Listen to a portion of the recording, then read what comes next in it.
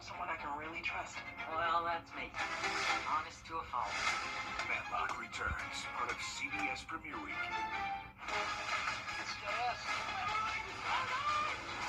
Nights you've never seen. Wednesday is Tuesday, part of CBS Premiere Week.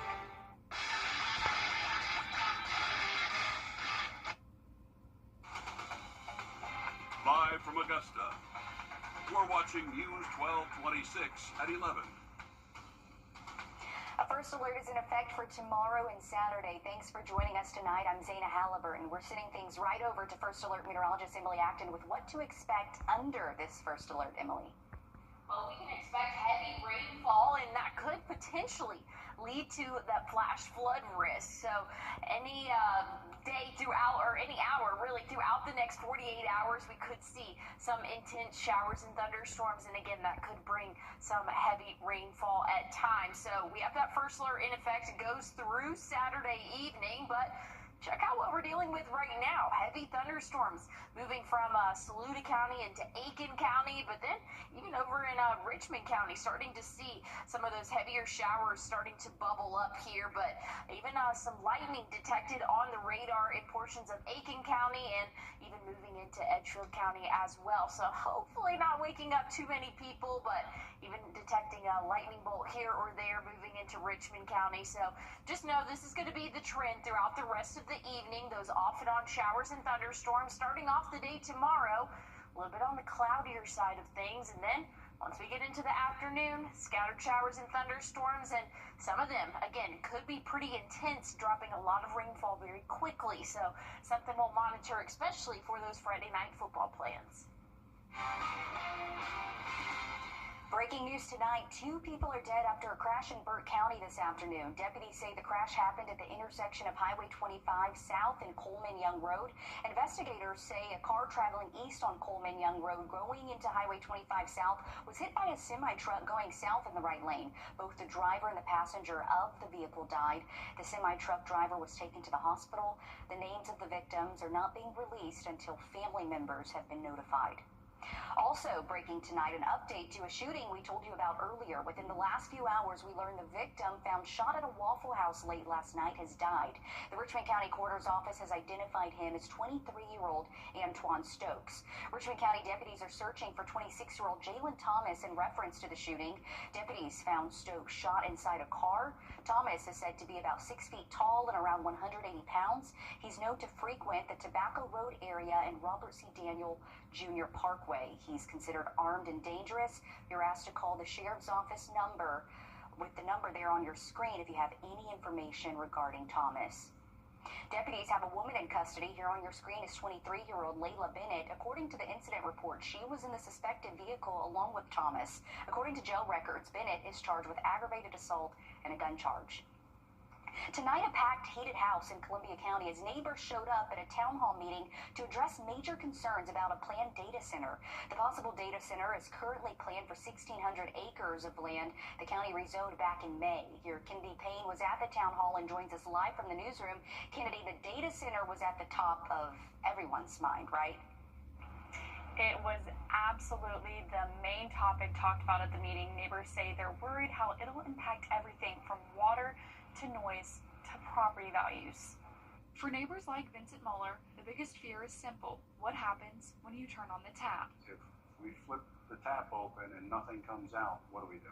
Leaders say the project is being considered with neighbors in mind, with the potential to lower their taxes. I don't think a data center is going to improve my home value. I think it will reduce my home value.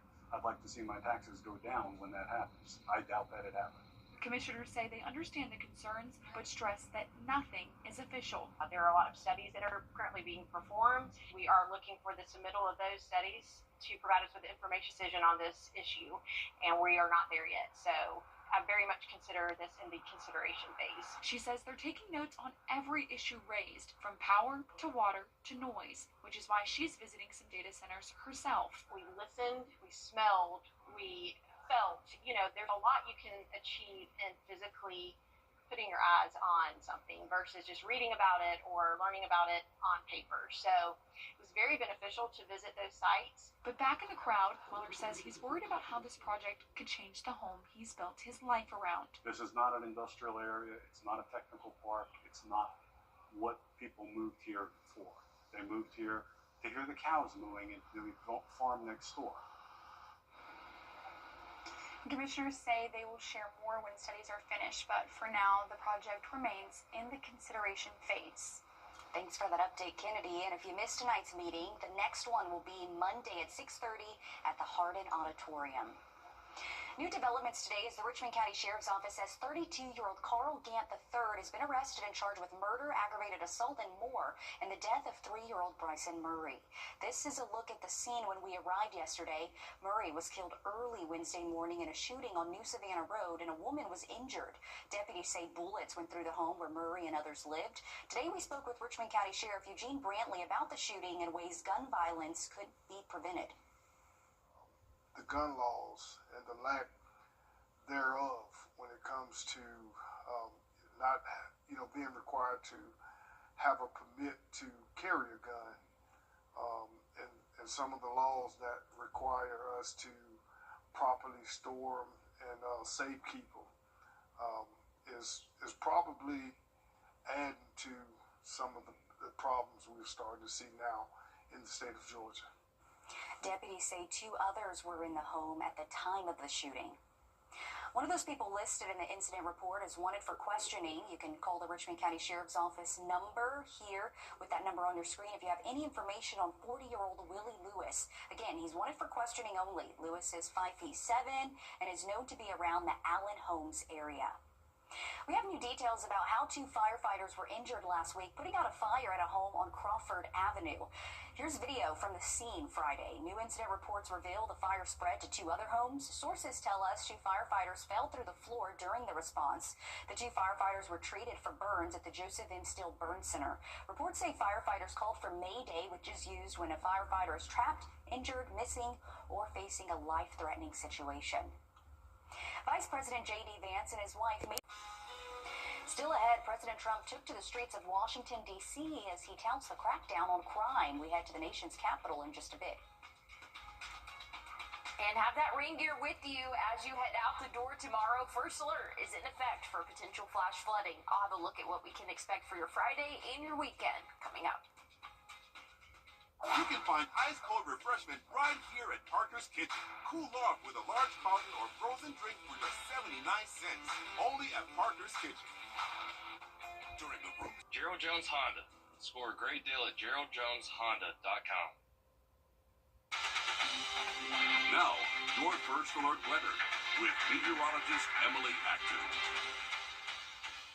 Well, we have a first alert issued for your Friday and Saturday. We're going to expect heavy rainfall and, again, periods of time of heavy rainfall over the next 48 hours. Anywhere from 1 to 3 inches could fall with any given storm and, again, could accumulate to close to 4 inches in some spots. So flash flooding is a concern. That's why we've issued that first alert. Make sure if you do have any plans to travel or just going to be on the roadways in general, if you see that it is flooded and you can't see the road, make sure that you turn around. Don't drown. You never know if that roadway's been washed out or if there's any hazardous material underneath that water there. So definitely a good rule to follow. We're already tracking heavy rainfall this evening. We've seen off and on showers since around 1 p.m., but looking into our overnight, we're going to see that steady rainfall at least for the next couple of hours, and some spots are seeing a couple of bolts of lightning as well, really more in Richmond County, Aiken County, Edgefield, Saluda area.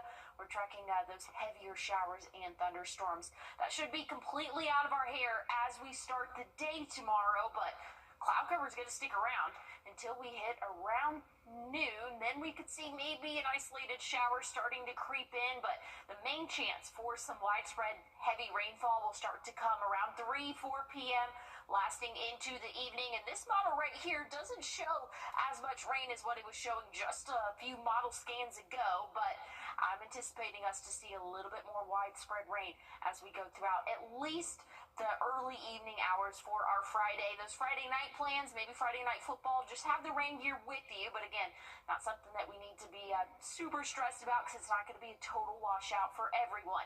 Here's what we're looking at Saturday. A few clouds to start off the day, maybe an isolated shower or two. Once we get into the afternoon, those rain chances will start to increase, and that'll be the story off and on throughout the overnight hours. And again, the model has just been updated, but it's been very consistent over the past couple of days of just seeing those scattered showers and thunderstorms. So I'm really thinking that we will at least have that chance to see some heavy rainfall again for your Saturday. But Friday, definitely going to see that potential flood risk. And again, that's still leading into our Saturday as well. Tomorrow, we're under that slight risk for flash flooding. Saturday, marginal risk, so it's a step down, but nonetheless, heavy rainfall can be expected both afternoons and evenings. Sunday, still tracking that chance for showers and thunderstorms. Things are looking a lot drier, though, as we go into next week. So again, first alert in effect for the next 2 days, but things are getting nice and cool. A little taste of fall by the middle and end of next week. But the good news with this is we're going to have low humidity levels, so it's going to feel very comfortable. Thanks, Emily. President Trump paid a visit to your winning lottery numbers.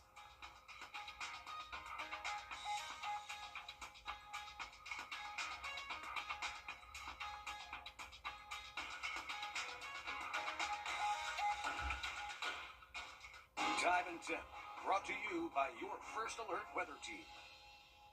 A 3-for-1.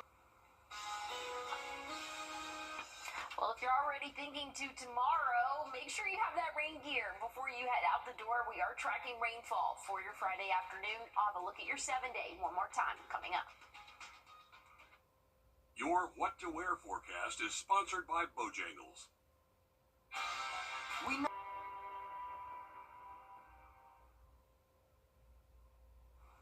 It's still summertime, but Dunkin' is already looking forward to the fall. Dunkin' released its fall menu, including some new items and fan favorites. The fan favorites include the Mixed Berry Daydream Refresher, another collaboration with Sabrina Carpenter. A new one is the Cereal and Milk Latte that combines espresso with cereal milk to make a marshmallow cereal flavor. There's a new Iced Pumpkin Loaf, and the Pumpkin Donuts and Munchkins both return, along with the signature Pumpkin Spice Latte.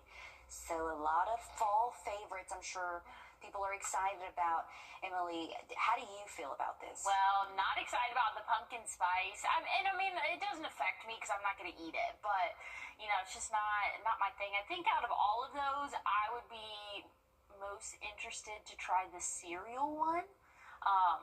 But I'm just not like a fun drink person. I don't go to Starbucks or Dunkin' and get like cool drinks. It's just not what I do, I guess. Yeah, and you know, I'm sure a lot of people are that way, but I'm kind of with you here. I'm not big on pumpkin. I need chocolate.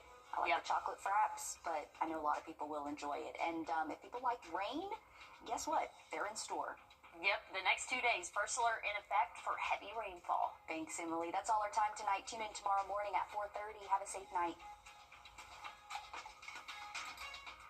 Hi, I'm Gunnar Stockton. If you're jonesing for a better selection, it's gotta be Gerald Jones. That's right. Save thousands on all your favorite Mazda models during the More to Move You event. Shop over 130 new vehicles, all priced for your budget, like a new Mazda CX-5 or CX-30. Lease for just $319 a month. Your choice, and we'll match your down payment up to $1,000. End summer with more savings on your dream ride. Trust the team that delivers. Shop online at GeraldJonesMazda.com. At Farmers Home Furniture,